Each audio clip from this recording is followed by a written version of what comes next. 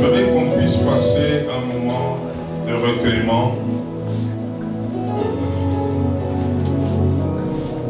J'aimerais que tu répandes ton esprit devant le Seigneur. Nous voulons ce soir saisir quelque chose de particulier de la part du Seigneur. Voilà pourquoi je vais te demander de te déconnecter de l'extérieur. Je vais te demander de prendre conscience de ta présence en ces lieux.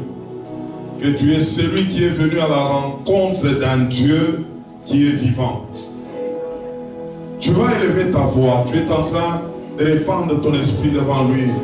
Dis-lui combien tu l'aimes, combien tu veux qu'il te fasse grâce ce soir. Tu élèves ta voix, tu es en train de proclamer cela.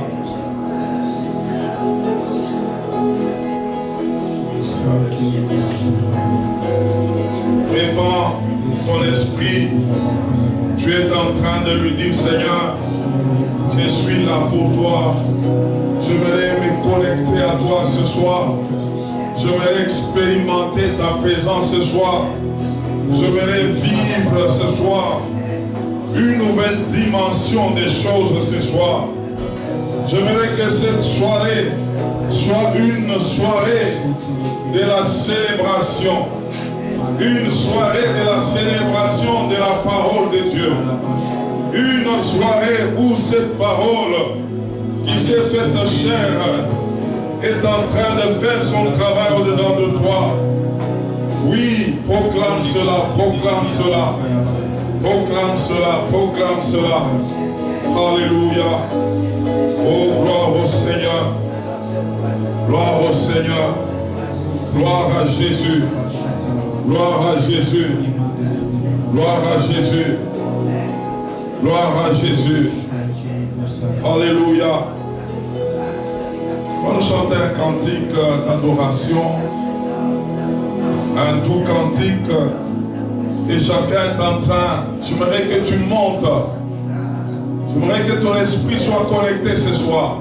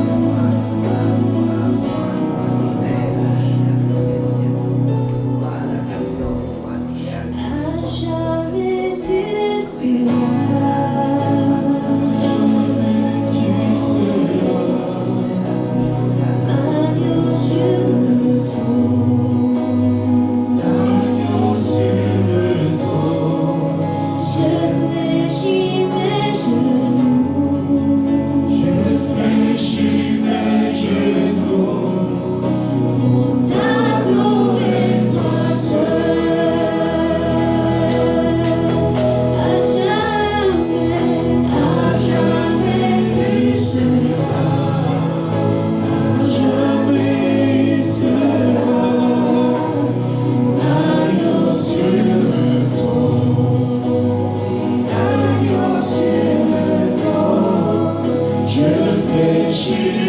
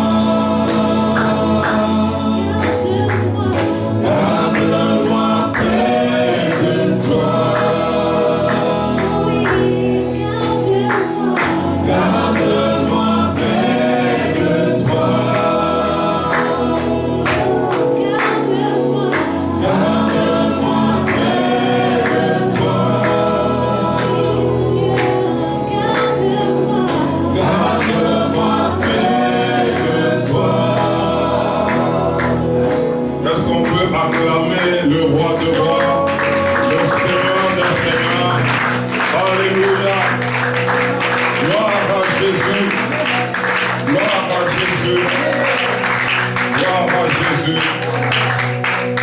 Amen. On peut reprendre nos places.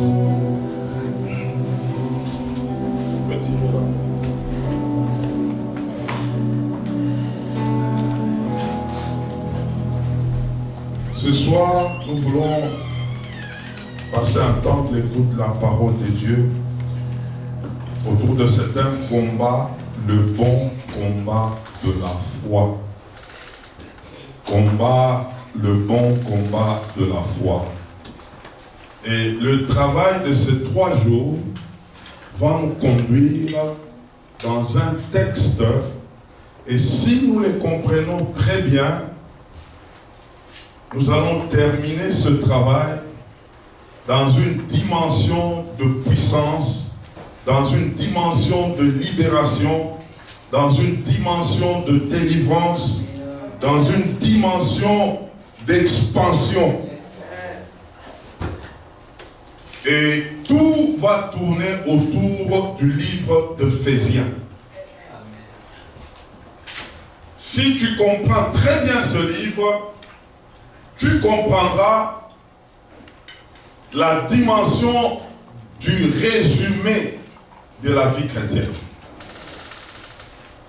C'est un livre très riche, le livre d'Éphésiens. Éphésiens dans l'ancienne alliance peut être comparé à Exode. On comprendra cette nuance ce soir. Mais avant d'y arriver, j'aimerais qu'on prenne notre premier texte. Nous sommes dans Éphésiens chapitre 2, du verset 1er au verset 6. Est-ce qu'on peut honorer cette première lecture de la parole de Dieu? Éphésiens chapitre 2, du premier verset au verset 6. Nous lisons au nom de Jésus-Christ.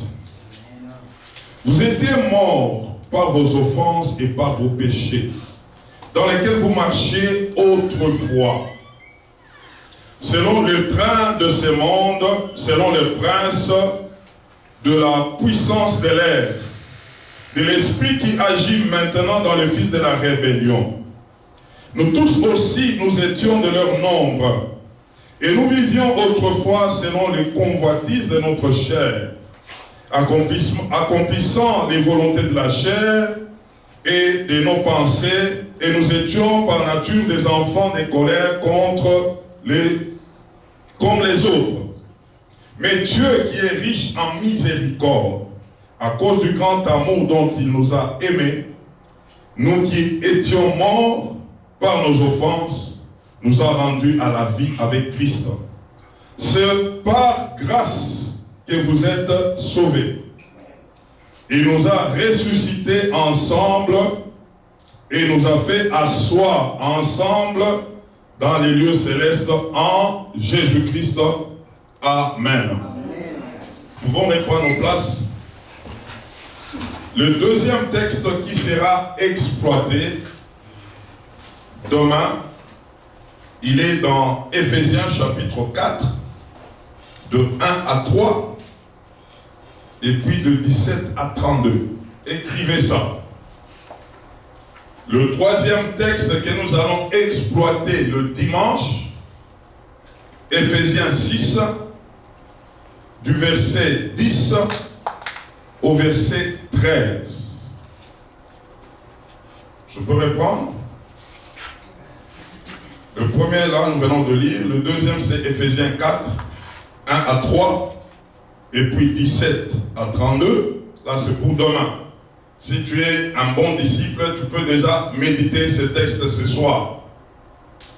Et puis le troisième, il est dans Éphésiens 6, de 10 à combien? À 13. Alors, si tu veux bien comprendre ce travail, ne rate pas demain, ne rate pas dimanche. Parce que nous allons aller ensemble. Aujourd'hui, nous allons faire une partie selon ce texte que nous venons de lire dans Éphésiens 2, 1 à 6. Et ça va prendre une partie. Et puis demain, nous allons prendre la partie du chapitre 4. Et puis dimanche, nous allons atterrir avec le chapitre 6. Et déjà si tu peux bien suivre, tu peux maîtriser ce texte ou ce livre, et il te fera beaucoup de bien, tu comprendras beaucoup de choses. Amen. Comme je le dis, ces livres, on peut les comparer à Exode. Quand nous voyons Exode, c'est un livre de quoi? De la sortie. L'Exode, c'est toute une sortie. Et le livre d'Éphésiens, c'est un livre qui commence aussi par la sortie. Et dans le contexte de la nouvelle alliance, cette sortie n'est autre que la nouvelle naissance. Alors l'apôtre Paul est en train de présenter quelque chose en ce qui concerne les enfants de Dieu qui autrefois n'étaient pas enfants de Dieu, mais ils avaient rencontré le Seigneur par grâce. Amen. Ce n'était pas par mérite. Ce n'était pas parce que quelqu'un avait fait quelque chose, c'est pourquoi il pouvait mériter le salut. Non. Et j'aimerais nous dire ce soir que le salut, c'est une affaire de tout le monde. Parce que notre Dieu, c'est un Dieu miséricordieux. Il ne fait pas exception de personne. Alors, j'aimerais déjà présenter comment est-ce que ce travail se fera. Dans la première partie, on nous présente en réalité les bénéfices ou les avantages d'être en Christ. Alléluia. Alléluia. Amen. Moi j'aime l'interaction. Les bénéfices ou les avantages en Christ. Vous savez que être en Christ, c'est tout un positionnement. Être en Christ, c'est tout un changement. Changement de lieu, changement de vie, changement de façon de faire, changement de façon d'agir, changement de raisonner. Tout ça, c'est en Christ. Ce n'est pas quelque chose de si simple qu'on peut le penser. Quelqu'un qui est en Christ, il a connu un changement. Il y a un shift quelque part. Ah, tu comprendras avec moi ce soir. Ce n'est pas une affaire de dire je suis en Christ et j'avance comme j'avançais. Non, non. Il doit y avoir un bouleversement des changements. Quelqu'un peut te regarder et dire mais qu'est-ce qui s'est passé dans ta vie? Non, c'est parce que je me suis retrouvé, j'étais quelque part et je fais un shift à un autre lieu. C'est comme ça que tu peux constater ces changements.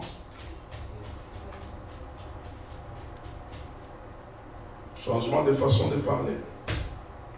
Changement de façon de regarder. Changement de façon, c'est tout un changement. Jésus-Christ est venu, c'est pour bouleverser de vie. Oh, gloire au Seigneur.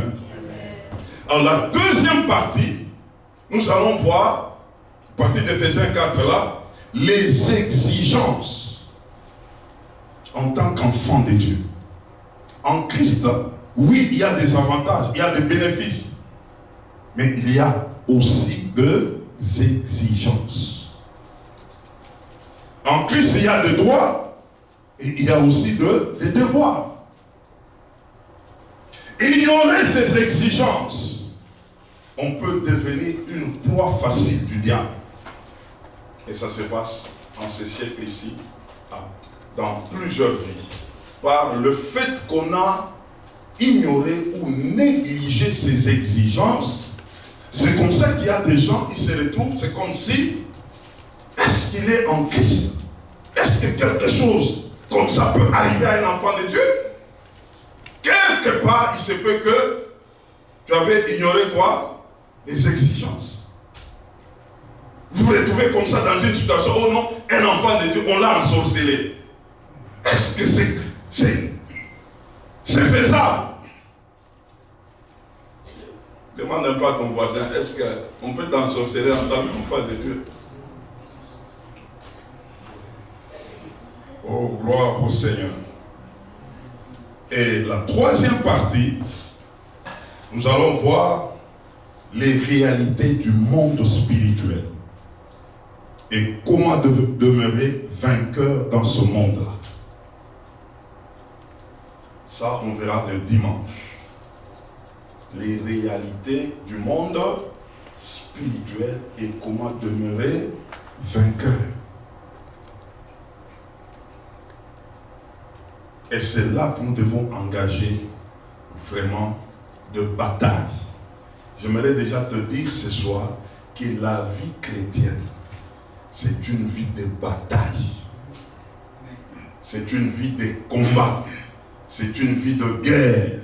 Tel que tu es là, tu dois comprendre que depuis les jours où tu avais dit oui à Jésus, c'est comme quelqu'un qui avait dit, je suis éligible au combat. C'est pourquoi même quand on parle de COC, il faut bien comprendre ça. Ils sont des compagnons d'œuvre et de combat. On va comprendre ce soir la première partie ici que nous avons. On doit engager notre foi dans le combat. Alors, avec le premier texte, j'aimerais déjà dire, lorsque tous nous étions nés des pécheurs, de par nature. Nous sommes issus de familles de pécheurs, nous sommes nés de pécheurs. Alors, depuis tout ce temps-là, l'ennemi, tout ce qu'il faisait, il était en train d'investir. Alors, ce soir, si tu me suis très bien, tu seras debout et tu comprendras beaucoup de choses. La vie que tu vois là, c'est tout un investissement. Chaque jour qui passe, ce que tu vis, ce que tu entends, ce que tu vois, c'est tout un investissement en toi. En réalité, la vie c'est toute une école. Vous savez, j'ai compris quelque chose. Pourquoi les enfants de Dieu aujourd'hui ont des problèmes d'entendement même dans leur marche? Parce qu'ils viennent d'une école, mais quand ils quittent cette école, ils refusent d'entrer dans une autre école. Pour gagner une école, il faut une autre école. On comprendra encore ce soir. Parce que l'ennemi avait investi pendant beaucoup d'années. Tu as trouvé des parents en qui l'ennemi avait déjà investi pendant autant d'années, et c'est dans ces contextes-là que toi tu es venu au monde. Tu as trouvé des personnes sous une école du diable. Alors pendant que toi tu es venu, tu trouves un tel décor d'une école où on est en train de t'initier. La façon de faire, la façon de parler, la façon d'agir, et nous appelons ça aujourd'hui l'éducation. Mais en réalité, c'est toute une école où on est en train de dresser quelqu'un. Quand tu es né dans une famille où cette famille-là a des pratiques, tu vas entrer directement dans ces pratiques-là. Tu es dans une famille qui a une manière de faire, tu n'as pas de choix, c'est comme ça que tu vas marcher. Et on t'amènera à comprendre que ici c'est comme ça, c'est comme ça, c'est comme ça. Et tu es en train de les suivre. Mais toutes ces choses, sans Dieu. C'est pourquoi ici, dans Éphésiens, on est en train de nous parler que autrefois, donc vous étiez morts par vos offenses et par vos péchés dans lesquels vous marchiez autrefois. Autrefois. Dans l'autrefois, il y a eu beaucoup d'investissements. Dans l'autrefois. Alors c'est par là qu'on nous dit que Dieu maintenant est venu dans sa miséricorde. Dieu n'a pas regardé l'état de chacun de nous. Il n'a pas regardé nos arrière-plans. Il n'a pas regardé des familles dans lesquelles nous nous sommes retrouvés. Mais lui, il a fermé les yeux. Il est allé jusqu'à nous pointer, nous sortir.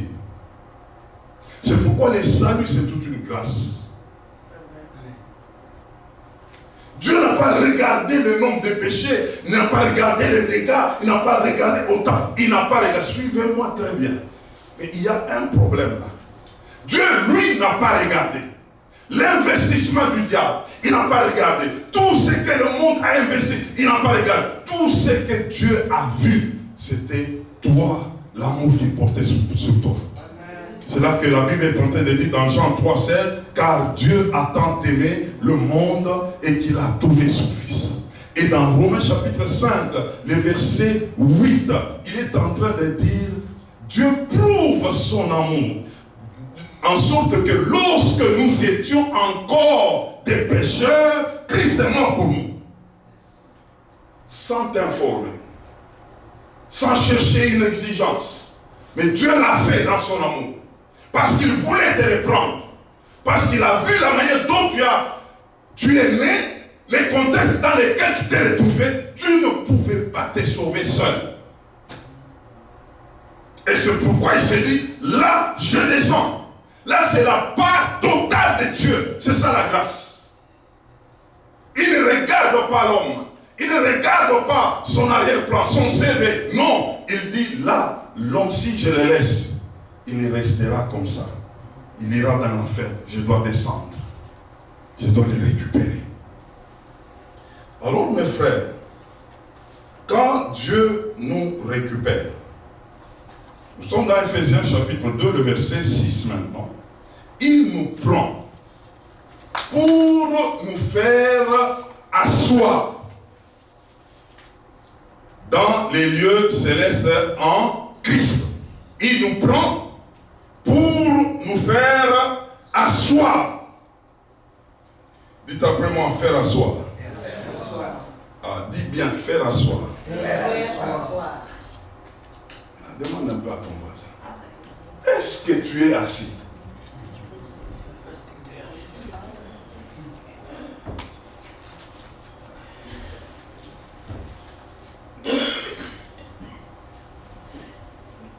Dans la marche chrétienne, on ne commence jamais en marchant. Le commencement de la marche chrétienne, c'est s'asseoir. Alors ça c'est très bien, tu peux dire ça à ton voisin.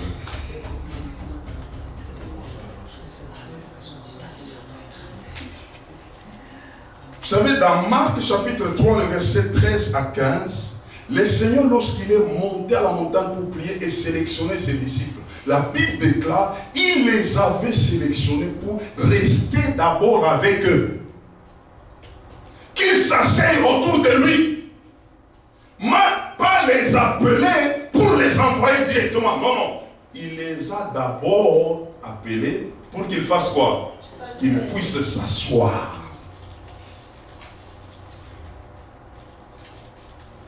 Pourquoi? Parce que dans le monde où ils venaient, ils étaient assis.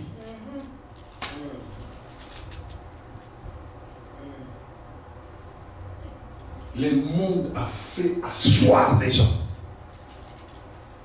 Il y a déjà, il était assis dans le monde. Nous là, moi qui te parle, nous étions assis là. Tu es assis dans le monde. Tu penses monde, tu parles monde, tu agis monde, tu fais monde. Et que quand tu arrives chez Jésus, il va te faire quoi? Te faire asseoir. Déjà là, il y a un problème. Qu'est-ce qui se passe aujourd'hui? Quelqu'un vient du monde, il arrive directement chez Jésus, il est debout. Il est debout. il n'attend même pas qu'on lui donne un serré de bout là. Il va avancer. Quand tu viens, la première des choses à faire, c'est faire quoi? S'asseoir.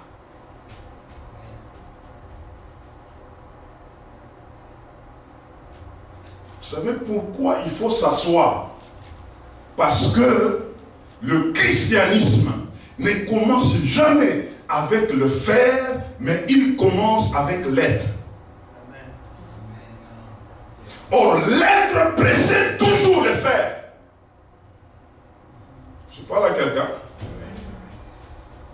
Le christianisme commence par quoi? Par l'être. Et le faire vient après. Et l'être, c'est toi. Tu es tripartite. Tu as un esprit, une âme et un corps.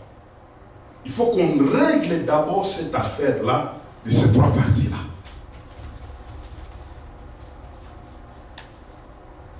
Alors, j'entends quelqu'un dire Amen. Amen. Quand nous étions dans le monde, la première partie était déjà décédée. C'est la partie de l'esprit. La deuxième partie qui était en activité, c'était la partie de l'âme. C'est en ça que le diable avait investi. C'est là-dedans. Jusqu'à ce que même quand la partie de l'esprit revient à la vie, il trouvera ou elle trouvera toujours la partie de l'âme en train de vivre. Et c'est là-dedans où le combat doit se faire. Parce que c'est cette âme qui était à l'école du monde. C'est dans cette âme où le monde avait beaucoup investi. Quand je parle de 1 Thessaloniciens chapitre 5, le verset 23, où on est en train de nous demander à ce que les trois parties de l'homme soient trouvées irrépréhensibles. On parle de l'esprit, on parle de l'âme et on parle du corps. Au jour du Seigneur, au retour du Seigneur, ces trois parties doivent être travaillées. Mais il se fait que la partie qui était beaucoup plus en activité dans l'homme, sans Christ, c'est la partie de l'âme. C'est pourquoi, quand l'homme s'est converti, quelle est la partie qui s'est convertie directement? C'est la partie de l'esprit. Mais la partie de l'âme a un travail. C'est pourquoi je vous ai parlé que Éphésiens est comparable à l'Ancien Testament avec quoi? Exode. Exode, quand le peuple de Dieu était sorti de l'Égypte, se sont retrouvés au désert, les réflexes de ce peuple étaient quoi? Égypte. Nous, en Égypte, on était ceci. En Égypte, on faisait ceci. En Égypte, on faisait ceci. C'est comme ça qu'un enfant de Dieu, il s'est converti, mais il y a toujours les réflexes de l'Égypte. Je faisais en Égypte. J'étais comme ça en Égypte. Autrefois, on faisait, on agissait, on vivait, on parlait. C'est comme ça. Le réflexe, c'est l'Égypte. Et ici, l'Égypte, c'est ton âme. L'Égypte, c'est ton âme. Où le monde avait beaucoup investi, où? Dans ton âme. Et ça devient pour toi l'Égypte. Vous savez, Éphésiens chapitre 2, toujours le verset 10, nous dit quoi? Car nous sommes son ouvrage et a été créé en Jésus-Christ. Pourquoi? Pour de bonnes œuvres que Dieu avait préparées d'avance, afin que nous fassions quoi? Nous puissions les pratiquer. Mais c'est fait que l'homme qui quitte l'Égypte pour pratiquer ce que Dieu avait préparé d'avance pour lui, il y a un combat. Un combat. Avec qui? Avec l'homme qui avait, merci mon frère, qui avait géré les choses où? En Égypte. C'est comme ça que tu vas te retrouver. Tu es en Christ. Mais c'est fait que tu as quelque part des réflexes du monde, indépendamment de toi. Vous savez, il faut bien comprendre, c'est comprendre, il faut bien comprendre l'homme pour entrer en guerre. Tu peux te retrouver, tu sens un réflexe du monde qui monte en toi. Un jour, le Saint-Esprit m'avait parlé, c'était quand j'avais totalisé 50 ans. Il me dit, tu célèbres 50 ans, mais ton esprit à quel âge? Mon esprit à quel âge? Il dit, je vais t'expliquer. Tu avais passé 21 ans païen. Maintenant, là, tu as 50 ans. Tu fais maintenant 50 ans moins 21. Ok? Ça fait combien? 29. Maintenant, il me dit, donc j'ai passé 29 ans enfant de Dieu. Maintenant, tu prends 29 ans moins 21. Ça fait combien? Il me dit, tu as 8 ans. Je dis, ah bon? Il dit, les 29 ans, il fallait que les 29 ans puissent compenser les 21 ans. C'est comme ça que Moïse, quand il a quitté l'Égypte, il avait quitté à combien? À 40 ans. Il a fait un désert de combien? 40 ans. Il a compensé les 40 ans là, mettre ça à zéro, et puis lui a vécu pendant combien de temps? 40 ans. L'âge spirituel de Moïse était combien? 40. Et ça, j'ai écrit ça dans mon livre que je peux pas. C'est vraiment une révélation. C'est comme ça qu'il m'a amené à comprendre que quelqu'un peut savoir son âge spirituel. Tout ce qui est du monde, on doit les compenser. Ce n'est pas un jeu. Il faut une bataille. Parce que le monde est têtu. Le monde nous a dressés sans nous informer. Le monde nous a formés sans même qu'on le sache qu'on était à l'école du monde. C'est pourquoi aujourd'hui, vous allez trouver quelqu'un, il a des convictions qui n'ont rien à voir avec Dieu. Mais il est tellement sûr que c'est comme ça. J'ai rencontré un monsieur là, un Québécois là, il dit, non, comme moi, je fais des études, comment vivre seul. Je suis en train de développer ça. Je développe ça, comment vivre seul. Et quand tu regardes ça, où est-ce qu'il a tiré? C'est toute une école du monde. Le monde aime des numéros comme ça. On peut prendre quelqu'un comme ça, il le défigure. Vous le voyez comme ça, il est bizarre là, mais il est fier, il est bien. Le monde l'a fait, le monde l'a façonné à son image. Et donc, on comprendra que l'Égypte n'aura pas tendance à nous laisser tranquilles. Parce que c'était toute une école, c'était tout un investissement. Et à nous de prendre conscience maintenant, là où nous sommes. C'est pourquoi, mes frères, dès qu'on traverse, il y a une urgence que tu puisses t'asseoir. Que tu puisses faire quoi? T'asseoir. Parce qu'on doit enlever des choses.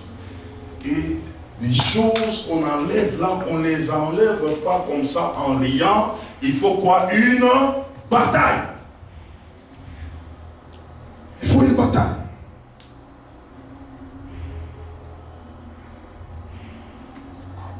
On doit s'asseoir où?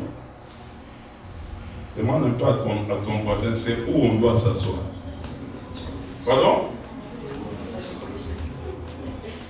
On va s'asseoir où? Ce n'est pas s'asseoir sur la chaise là. Hein? Hein? Il faut s'asseoir dans les Écritures. Il faut s'asseoir où? Dans les Écritures. Il faut s'asseoir dans les Écritures, parce qu'autrefois, tu étais assis dans les coutumes, tu étais assis, je ne sais pas, dans l'impudicité, tu étais assis, je ne sais pas, dans les querelles, tu étais assis quelque part. Et c'était des choses qui sortaient de toi, des fois sans même que tu puisses les appeler. Tellement que c'était en ça, tu pouvais te retrouver. J'ai rencontré des gens, il y a des gens, ils peuvent parler avec toi 2 minutes seulement, tu lui poses une question. Il te ment dans une seconde. C'est le mensonge qui sort. C'est comme s'il n'a rien fait. Mais là, c'est un mensonge. Donc, quelqu'un est assis là-dedans. Pour qu'il y ait changement, il faut que tu puisses t'asseoir dans les Écritures. Il n'y a qu'une école qui peut chasser une autre école. Mais malheureusement, aujourd'hui, l'ennemi a volé la connaissance. J'aimerais te dire ce soir, là où tu connais, Satan est déjà vaincu. Là où tu ne connais pas, Satan est fort.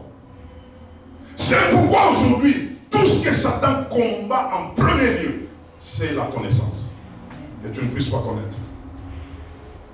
Et malheureusement aujourd'hui, et nous retrouvons aussi les enfants de Dieu qui n'aiment pas connaître. Ça les ennuie. Ils ne veulent pas, ils aiment les vite faits là. C'est ça. Mais quand on veut t'amener à comprendre les choses pour que tu marches, ça devient compliqué. Nous devons nous asseoir dans les Écritures. Et la question arrive encore. Comment s'asseoir dans les Écritures? Pour répondre à cette question, j'aimerais vous poser encore une autre. L'homme était créé quel jour? Quel jour? Parlez-moi, non? Le 6e jour. Et Dieu s'est reposé quand? Le 7e jour. L'homme créé le 6e jour. Dieu se repose le 7e jour. Le premier jour de l'homme, c'est quel jour? Le 7e jour. Pardon? Le 7e jour. Ça s'appelle? Le 7e jour. Les jours du repos. L'homme a été créé le 6e jour et le premier jour de l'homme s'est reposé. L'homme commencera, quand tu veux commencer ta vie avec Dieu, il faut commencer par d'abord le repos. Et Dieu, lui, il commence par le travail et il finit par le repos. Mais l'homme, lui, doit commencer par le repos et terminer par le travail.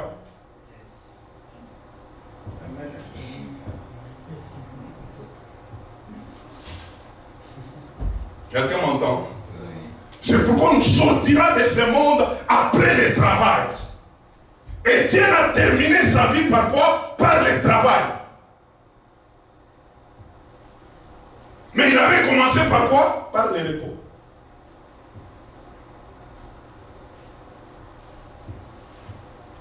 Mon frère, et le repos là, c'est ce que nous disons, on commence par s'asseoir.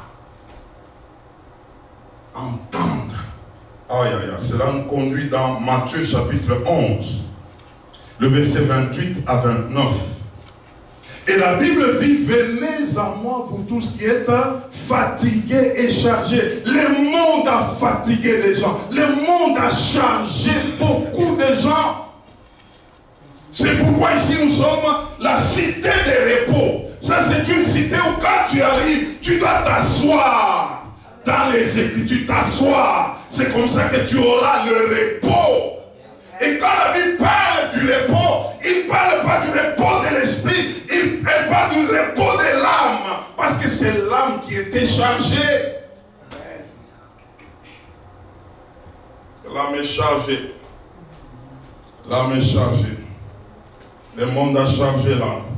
Je vais trouver le verset 9, le 29 plutôt, avec la version parole. D'abord, Semin est en train de dire, le verset 29 du chapitre 11 de Matthieu. Prenez mon joug sur vous et mettez-vous à mon école. Ça, c'est Semin qui dit. Prenez mon joug sur. Il dit, prenez mon joug sur vous et mettez-vous à mon école. Ça c'est semeur. Car je suis doux et humble de cœur, et vous trouverez le repos pour vous-même. Maintenant, la parole de vie dit, je ne cherche pas à vous dominer. Prenez donc vous aussi la charge que je vous propose et devenez mes disciples. Ça c'est parole de vie. Ne dit pas devenez des chrétiens. Devenez des disciples. Et l'autre dit, venez où? À mon école. Tant que tu n'as pas la notion de Dieu comme une école, le diable va te jouer des tours. Le diable va te jouer des tours. C'est un problème d'école. Nous venons d'une école du monde. Nous devons nous inscrire à l'école de Dieu. Et à l'école, il y a des examens. À l'école, il y a des TP, travaux pratiques. À l'école, on s'applique. C'est toute une école. C'est toute une école. Paul, qui arrive lui-même à Éphèse, là où nous parlons, il a trouvé beaucoup de mélanges. Il a commencé à enseigner. Il enseigne, il y avait toujours des problèmes là-bas. Qu'est-ce que Paul a dit? La Bible déclare, il a retiré un groupe de gens et il les a inscrits dans son école chez un certain Tyrannus pendant 2 ans. Et quand il a fini avec eux, c'est toute l'Asie qui était évangélisée. Parce que les gens venaient de l'école. Ce n'étaient pas des gens qui étaient dans les à peu près. Quand quelqu'un parle, il dit, bon, c'est comme si il est écrit quelque part. Hein? Bon, quelque part, il est écrit. Non, ce n'est pas l'affaire de quelque part, il est écrit. Rentre dans l'école. Quand tu dois parler un verset, c'est avec précision. Quand tu vas prier avec précision. Tu cites le verset, tu proclames le verset. Ça, c'est l'école. Et quand l'ennemi te regarde, il dit, celui-là, il connaît. Il connaît. Mes frères, mes sœurs, il faut accéder à la dimension de l'école. Pourquoi? Parce que l'ennemi a chargé beaucoup de gens. Et il les a chargés au niveau de leur âme. Il y a des gens qui souffrent en silence. On peut même être avec toi ici. Mais quand tu rentres, tu es en train de souffrir. La souffrance est à quel niveau? Au niveau de l'âme. L'âme est chargée. L'âme est chargée. L'âme n'a pas de paix. L'âme a des questionnements. L'âme n'expérimente pas l'évangile. L'âme n'expérimente pas les repos de Dieu. J'aimerais te dire, quelles que soient les situations que nous pouvons connaître, en Christ, il y a un don qu'il a fait à ses enfants, c'est la paix.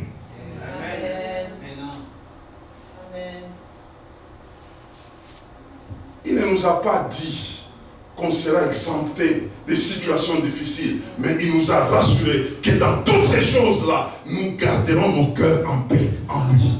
Comme pour dire, il est au contrôle, il fait, il agit, il est avec moi. Et ça là, un païen ne peut pas voir.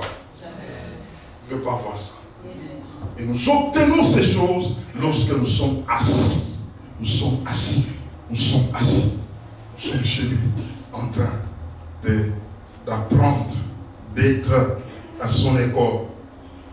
Alors, généralement, dans l'âme, nous retrouvons, c'est tout un siège des sentiments, des pensées, des émotions, des caprices, des inquiétudes, il y a beaucoup de choses que l'ennemi avait placées dans beaucoup d'âmes pendant que nous étions de l'autre côté. Vous savez qu'il y a des gens, pour que tu les voies contents, il faut vérifier. Quelque part, il y a quelque chose. Peut-être quand il te fait rire là, il est en train de rire. Il faut vérifier. Mais quand il n'y a pas là, le visage change. Mais qu'est-ce qu'il y a, frère? Non, bon, ça va. Non, ça ne va pas. C'est que quelque part, il y a des gens qui on a conditionné. C'est l'âme qu'on a travaillé. L'âme n'a plus de joie. Quand il y a juste un petit problème, la personne devient malade. Donc on l'a soumis à la loi de l'âme. à la loi des sentiments, à la loi des émotions. On est en train de prendre, de jouer avec l'âme de quelqu'un. Pendant que tu es enfant de Dieu, tu dois travailler à ce que rien ne puisse te bouger. C'est dans l'âme. Comment est-ce que quelqu'un peut se retrouver? Il est en Christ et il te dit que non, il a une tension, ça ne va pas. Il souffre de quoi? Maladie cardiaque. Pendant qu'elle lui dit, garde ton cœur plus que toute autre chose. Que c'est de là que viennent les sources de la vie. Et c'est lui qui dit, mon fils, donne-moi ton cœur. Si ton cœur commence à être géré par le Créateur, il y aura les shalom de Dieu là-dedans. Les shalom de Dieu, les shalom de Dieu. Il y aura ces shalom-là. Et toutes ces choses, l'ennemi les avait placées, écoutez-moi très bien, pas dans un seul jour. Ah, ça, il faut que tu retiennes. C'était toute une école. C'est comme ça que le Seigneur m'a amené à comprendre l'âge spirituel, pour que je comprenne qu'il y a eu tout un investissement en moi, avant que je le connaisse. Mais maintenant, un enfant de Dieu veut rêver aujourd'hui que quand il prie là, un seul jour, tout est correct. Non. Il y a des gens à qui on a investi les mensonges pendant 10 ans. Il vit dans un environnement de mensonges pendant combien? 10 ans. Frère, pour que les mensonges là partent, il faut un travail sérieux. Hein? Tu peux te retrouver, tu es tenté de mentir, mais pas contre ton gré. Mais tu dis, je ne sais pas, mais j'ai menti. C'est une racine du mensonge. Et on a mal compris les choses de Dieu. C'est pourquoi même ceux-là qui ont parlé de délivrance, là, c'était biaisé quelque part. En fait, il faut amener les gens à comprendre qu'il y a une délivrance de tout le jour. Tu dois te battre. Ce n'est pas attendre un dimanche matin. Parce que l'ennemi a investi en toi pendant beaucoup d'années. Il faut travailler. C'est pourquoi ce soir, que Dieu nous aide, il faut que tu fasses une liste. Il y a des choses, parce qu'il y a des choses que quand je regarde la chose là, je dis ça, j'étais déjà vaincu. Je regarde ça, mais il y a des choses où on ne sait pas encore. Ah, je vous dis la vérité. On ne sait pas. Je suis en train de travailler. Je travaille à ça, je travaille à ça. Et c'est comme ça. Il y a palier par palier. Ce n'est pas des choses, non, je suis en Christ, hein. Bon, on fait des choses. Non. Il faut comprendre ce que vous faites avec le Seigneur. Tu es venu d'où? Et qu'est-ce que l'ennemi a placé en toi pendant toutes ces années-là? Et puis tu dis aujourd'hui, non, le Seigneur nous a libérés. Ok, tu commences à passer à autre chose. La chose te récupère. Parce que tu n'as pas compris comment il fallait traiter avec la chose-là.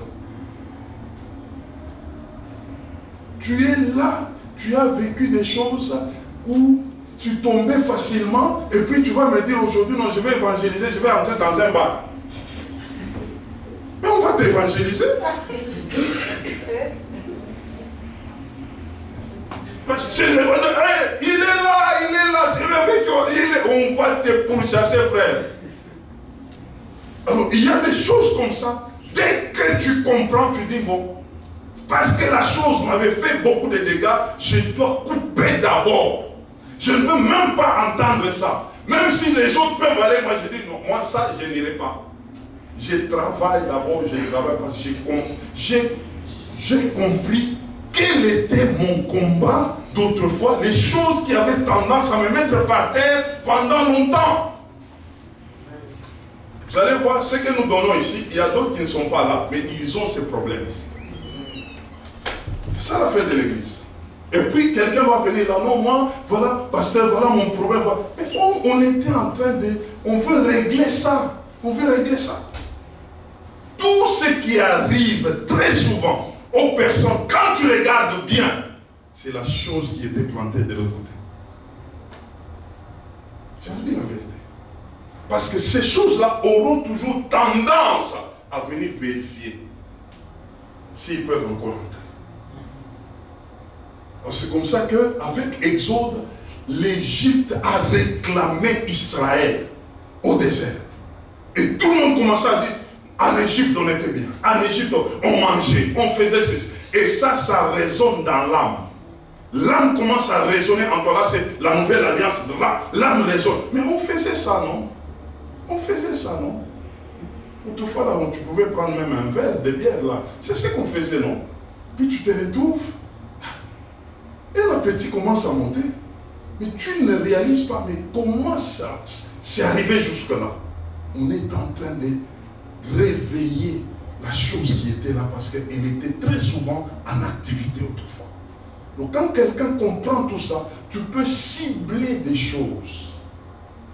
Tu les mets sur une liste pour dire, ça, je dois travailler. Ça, je dois travailler. Ça, je dois travailler. Ça, je dois travailler. Quand je vois quelque chose de mauvais qui monte dans quelqu'un, ça a toujours une source. Ça a toujours une source.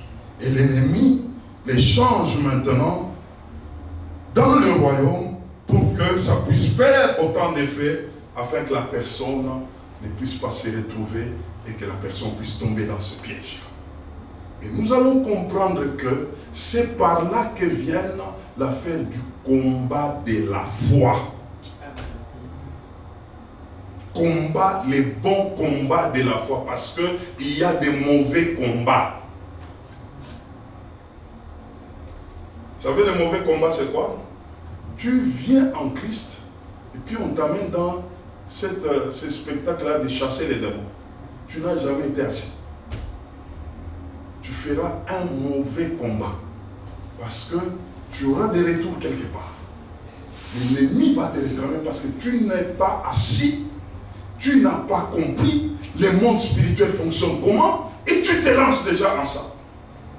Et c'est comme ça qu'aujourd'hui, les diables se jouent avec beaucoup d'enfants de Dieu. C'est à cause de ça.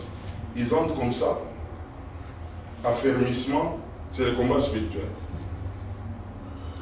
Chez nous, là, dans l'église, là, quand on entre, il y a d'abord les cours d'affermissement. Le cours d'affermissement, c'est le combat spirituel. Le cours d'affermissement, tu dois savoir d'abord qui est Jésus. Il est où et tu dois être assis en lui. Tu dois comprendre ta position en lui. Il est dans quel ciel et toi tu es où? On est en train de te positionner d'abord. Parce qu'en Christ, c'est tout un positionnement.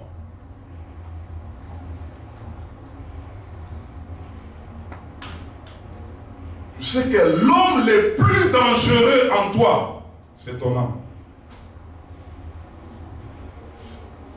L'âme, il est très dangereux. Elle est très dangereuse, ton âme. Pourquoi? Parce que elle avait vécu pendant longtemps où? Dans les mondes. C'est l'homme le plus dangereux en toi, c'est ton âme. Tu peux te réveiller comme ça, tu étais bien. Mais quelque chose sort dans ton âme. Et tout change pendant toute une journée. Et tu ne réalises même pas, tu peux t'emballer. Tu entres dans telle chose et vous regardez, mais qu'est-ce qui s'est passé? C'est l'âme qu'on a activée. Même les humeurs, vous allez regarder, il y a de ces humeurs, tu ne peux pas, peut-être des fois, tu ne les contrôles pas. Tu es là comme un aigri, tu es là comme un, tu regardes comme si tout devient, tu dis, mais qu'est-ce qu'il y a encore? L'âme a fait son travail. Oui, c'est toutes les femmes. Hein? Mais qu'est-ce qu'il y a là? Non, mais en tout cas, bon, rien.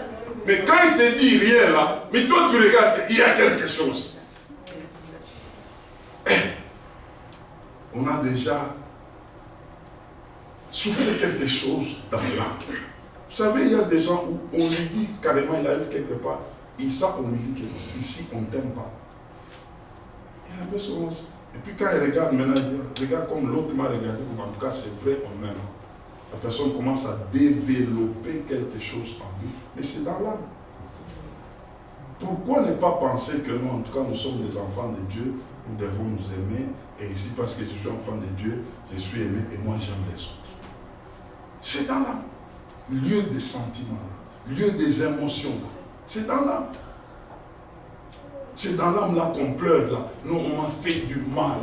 Non, vraiment, en tout cas, moi en tout cas, c'est dans l'âme là. En tout cas, je sens que vraiment, c'est l'âme là. L'âme là. Oh non, vraiment, non, je ne veux pas manger aujourd'hui. Parce que je suis blessé aujourd'hui. C'est dans l'âme là.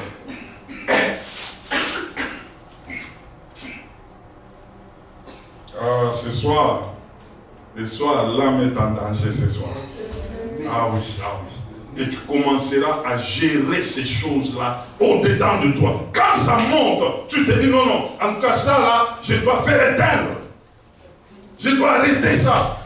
Et quand tu commences à comprendre toutes ces machinations-là en toi, frère, tu commences à t'élever. Tu commences à aller de l'avant. Tu commences à comprendre les humeurs de ton âme. Tu commences à les contrôler. En tout cas, non. Moi, j'étais bien ici. Mais qu'est-ce qui se passe encore? Non, non. Ah non, je dois dire non. Ah là, la parole commence à faire son travail. C'est cette parole qui commence à impacter ton âme. Elle commence à être plantée dans ton âme. Selon Jacques chapitre 1, le verset 21. Nous devons planter la parole de Dieu dans nos âmes. Et la Bible est claire là-bas. Elle dit, c'est ce qu'elle sauvera vos âmes. Sauvera. Il faut d'abord la planter. Et le salut est en train d'arriver. C'est qu'il y a un travail à faire. La parole doit être plantée dans ton âme. Parce que l'âme a été investie de beaucoup de choses qui continuent à nous combattre. Et donc, les combats de la foi, c'est par rapport à ça. Le premier combat, c'est au niveau de notre âme. L'âme ne va pas te laisser tranquille. Parce que quand tu commences à dominer sur ton âme, pour l'âme, c'est comme tu es tenté de la destituer. C'est elle qui régnait. Il régnait parce qu'il savait comment changer tes humeurs quand elle voulait. Maintenant, tu commences à résister. Entre en colère. Je dis non, non, je ne peux pas, moi je suis enfant de Dieu. L'âme dit, mais on a travaillé avec toi. Et c'est là que tu entends quelqu'un dire, moi si j'entre en colère là, tu verras de quel bois je m'échauffe. Ça c'est l'ancien là, est en train de réclamer, il dit non. En tout cas, si ce n'est pas Jésus, hein, là c'est dans l'âme. L'âme, il faut s'élever, il faut se battre. Alors j'ai prévu, qu'est-ce que l'ennemi avait investi dans l'âme? C'est ce que nous allons combattre ce soir. Ah, dis à ton voisin, aujourd'hui, on va les combattre sérieusement. Dis-lui. Ah oui, ah oui. Galates chapitre 5, le verset 19 au verset 21. Il y a toute une liste là-bas. Et comme je vous ai dit au départ, il faut que tu arrives à identifier les choses qui te font la guerre dans ton âme. Et commencer à les... Tu peux même le mettre sur une liste. Même chez toi, en train de les regarder, en train de les combattre. Parce que ce sont toutes ces choses-là, si on les ignore, ça va continuer à nous ramener en arrière. Tu as monté quelque part et quand ça arrive, tu rentres encore en bas et tu commences encore à chercher comment reprendre ta vie chrétienne. Moi j'ai dit, je ne peux plus reprendre ma vie chrétienne là.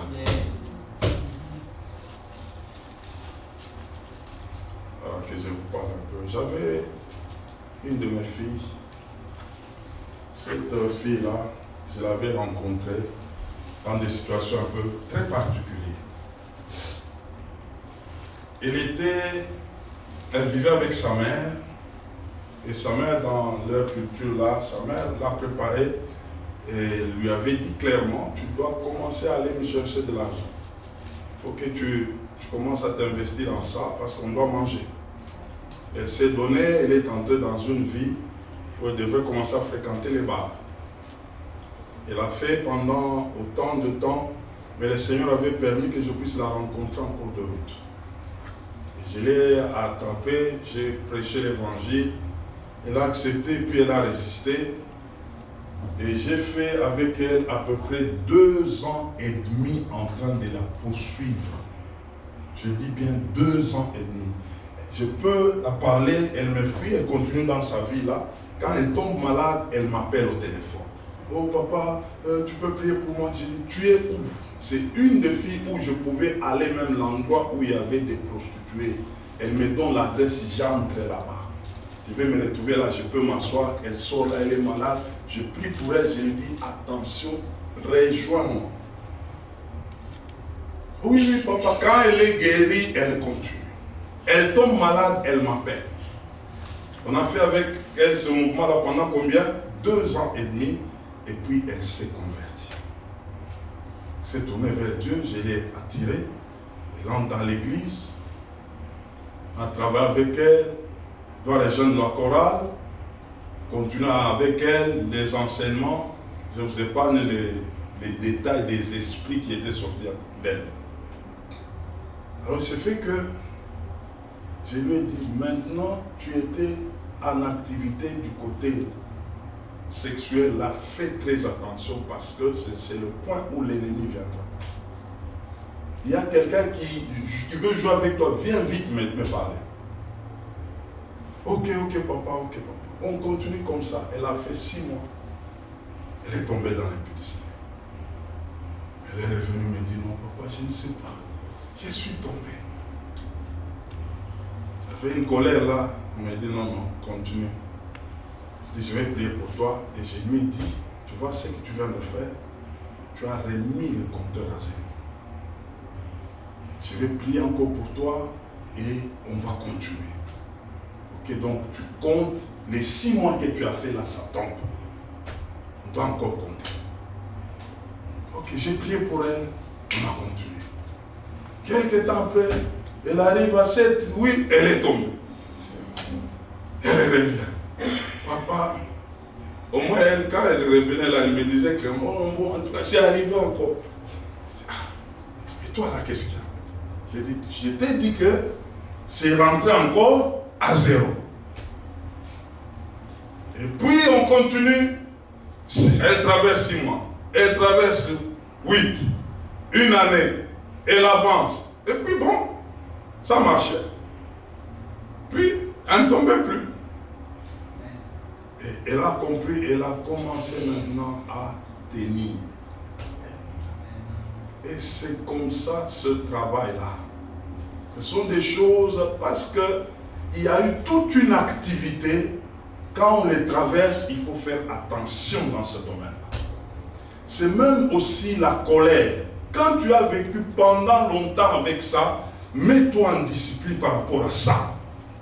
Parce que c'est quelque chose qui a habité en toi, dans ton âme, et ça, c'est comme un déclic. Il sait comment te mettre en colère. Il sait. C'est pourquoi, mes frères, connais là où l'ennemi a fait du dégât dans ta vie. C'est là où se trouve ton combat. C'est pas partout là. C'est pas. Identifie. C'est où que l'ennemi avait joué avec ma vie. Regarde. Et quand tu te mettras au travail, tu verras que quand tu gagnes la chose, tu sauras même que tu as gagné et l'ennemi saura aussi qu'il est vaincu. Il y a des gens terribles. Moi j'appelle avoir la colère d'Ésaü. Vous connaissez la colère d'Ésaü? Une colère de 20 ans. Tu as une colère contre quelqu'un pendant combien? 20 ans. Et quand il a retrouvé Jacob, c'est la même colère là. Il dit en tout cas, je l'ai eu, je vais les tuer aujourd'hui. 20 ans plus tard, mon frère. Oh!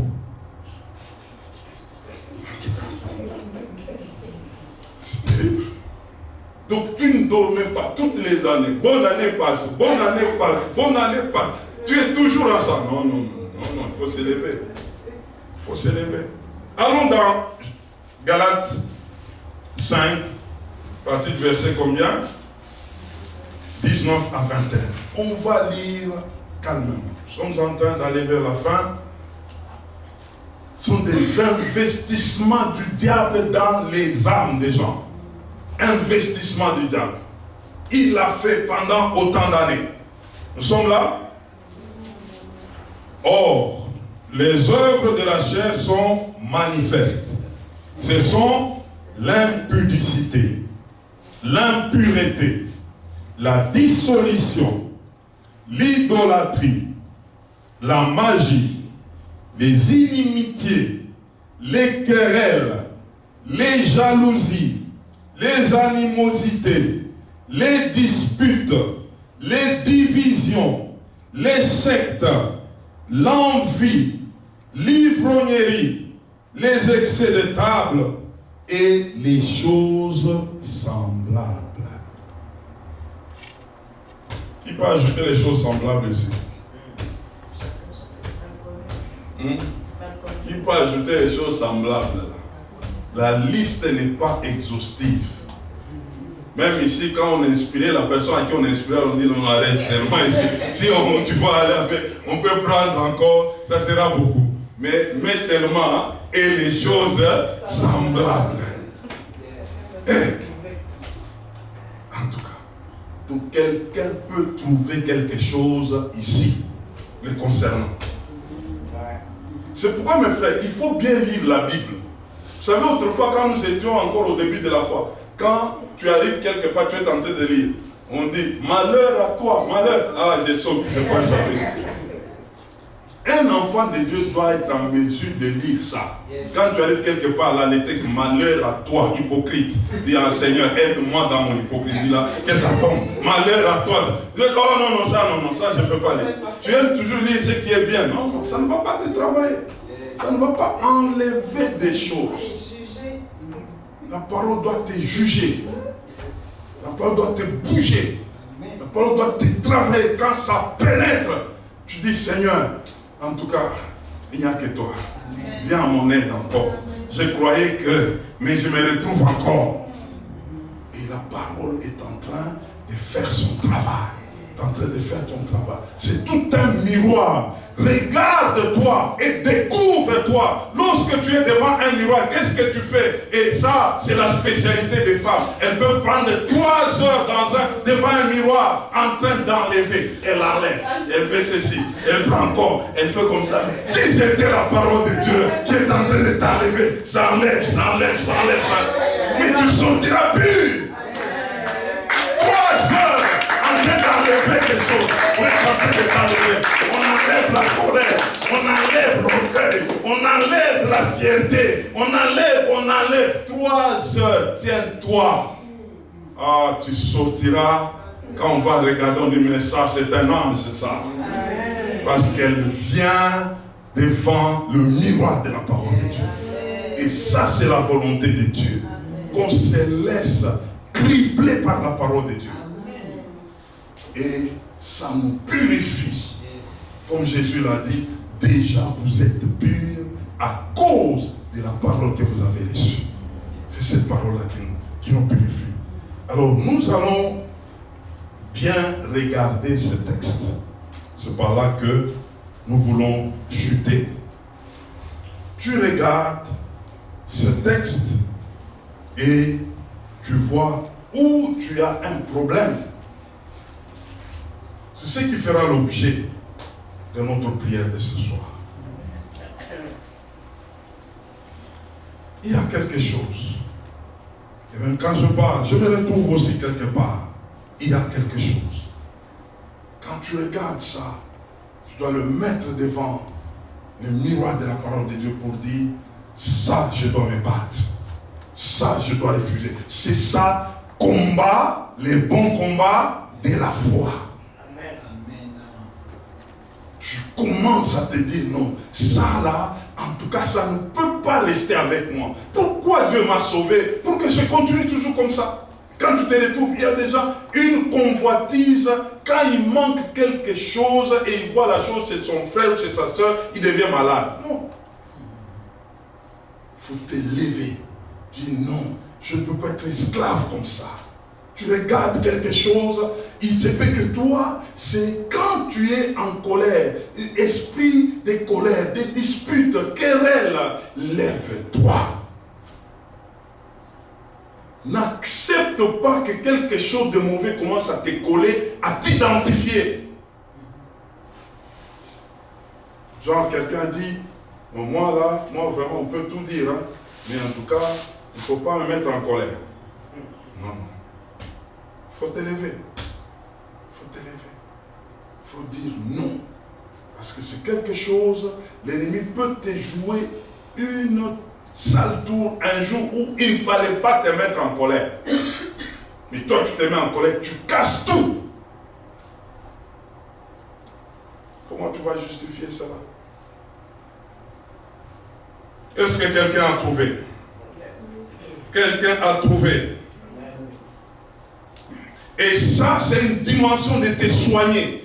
Dis-toi ce soir que tu es dans les laboratoires de Dieu. Il y a des choses que tu dois dire, ça, je dois refuser. Ça, je ne peux pas accepter. Ça a tellement marché avec moi pendant longtemps. Je refuse. Vous savez, un enfant, lorsqu'on est en train de lui administrer un médicament, les mamans le savent. Il y a l'enfant, même s'il n'est pas content de ça, nous, on va te prendre ici. C'est comme ça que ma mère me prend. Quand il te prend ici, là, tu vas ouvrir ta bouche. Il avait une technique là, et puis tu vas avaler. C'est déjà parti. Là, il te laisse. Elle te laisse. Parce qu'elle sait que c'est ça qu'il te faut pour ta guérison. C'est qu'accepte que la parole de Dieu puisse même te faire du mal. C'est ta guérison à toi. C'est ton avantage à toi. Accepte cela. Sois la personne qui peut tout accepter de Dieu pourvu que ça te transforme. C'est toi qui seras avantageux. C'est toi. Quelque part, j'ai toujours dit, Dieu a toujours eu raison. Même si tu ne comprends pas, Dieu, il a raison. Il a raison. Même plus tard, tu comprendras que c'est ça qu'il me fallait. C'est ça qu'il me fallait. C'est pourquoi il faut t'engager dans ce combat. Et ce soir, si nous sommes ici, c'est pour livrer ce combat-là. N'aie pas pitié de ton âme. Ton âme t'a fait avaler beaucoup de choses. Ton âme t'a amené dans beaucoup de choses que tu ne maîtrisais pas. Ton âme t'a amené à prendre des positions que tu ne pouvais pas prendre. Ton âme t'a amené dans des choses que tu peux regarder que si je savais. Mais lui, elle dit que c'est comme ça que je dois te mettre. Et tu vois quelqu'un maintenant commence à se définir même en disant, moi c'est comme ça que je suis. Pendant que tu as déjà blessé autant de personnes avec ta colère, dis non, moi je suis comme ça. Ça c'est en tout cas sur ce point-là, il ne faut même pas toucher. C'est comme ça que je suis. Non, non, non, non. Tu es envahi. Quelqu'un t'a envahi. Quelqu'un est en train de te jouer une sale tour. Ce n'est pas comme ça. Tu dois t'élever. Tu dois t'élever. Est-ce que quelqu'un a identifié pour lui? Est-ce que quelqu'un a identifié? Est-ce que quelqu'un a identifié? Et j'aimerais te dire, cette prière, ce n'est pas une prière où tu vas prier en français. Vous savez, prier en français, c'est quoi? S'asseoir et commencer à parler comme si tu t'adressais à un ami. Ici, on s'adresse au diable, on ne doit pas s'asseoir. Tu dois parler avec conviction, tu vas parler avec force, tu dois t'élever, tu es tenté de déclarer. Et je vous ai dit pendant ce message, ce sont des choses que l'ennemi avait investies pendant longtemps. Mais ne t'arrête pas ici. C'est pourquoi je vous ai dit de les identifier et de continuer à faire la guerre. Jusqu'à ce que tu vas sentir qu'en tout cas, même l'ennemi sait que non, c'est fini. Là, tu peux arrêter. Et sinon, continue en ça. C'est pourquoi il est vraiment important d'identifier ces choses-là. Et c'est là que tu feras un bon combat de la foi. Sinon, tu battras de l'air pour rien, mais pendant que les choses qui te dérangent ne sont pas ciblées. Est-ce qu'on peut s'élever?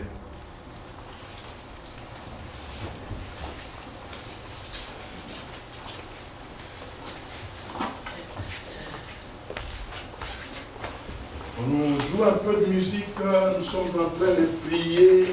J'aimerais voir quelqu'un marcher dans la salle. J'aimerais voir quelqu'un en train de dire aujourd'hui, la chose là est en train de me lâcher. J'aimerais voir quelqu'un en train de dire, je t'ai eu.